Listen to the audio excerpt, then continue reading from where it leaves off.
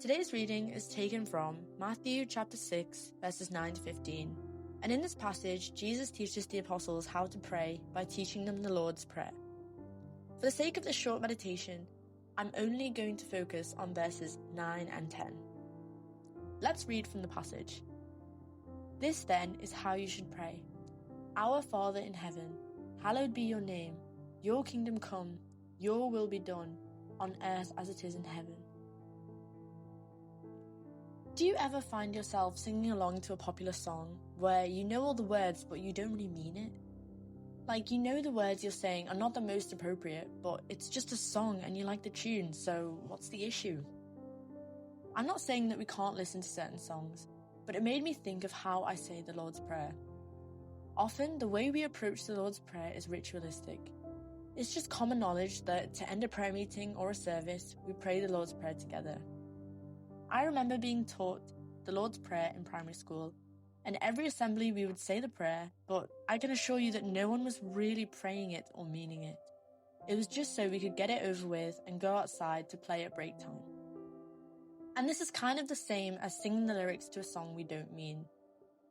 Obviously, we know that the Lord's Prayer is a prayer full of meaning, but oftentimes, I get into this situation a lot as well. We're just saying it for the sake of saying it, and the words and the meaning just goes over our heads. So I think it's good to constantly come back to the Lord's Prayer and actually remind ourselves of the meaning behind the words that we say so often. So if we focus on just the first line, Our Father in heaven. Here, Jesus is reminding us that though God seems so far away, he is still our Father. This is something I always need to remind myself of. When it has been a while since I have truly prayed, I feel guilty and far from God's love, and I struggle to think of words to say even when I sit down to pray. But I try and remember this. He is my Father, and no matter how far I feel from him, he is always right next to me, waiting for me to come back to him. Even the first words of this prayer are so powerful. So moving on to the structure of the next part, it's split into two halves of 6 petitions. The first 3 address God. Hallowed be your name, your kingdom come, your will be done. Then 3 petitions that concern our needs. Give us our daily bread, forgive us our debts, lead us not into temptation. This echoes one of Jesus' other teachings, which was the greatest commandment. Love the Lord your God with all your heart and all your soul and with all your mind, and love your neighbour as yourself. The first half is about loving God, and the second half is about loving others. So this prayer is teaching us that we have to focus on our relationship with God first, and then focus with our relationships with others.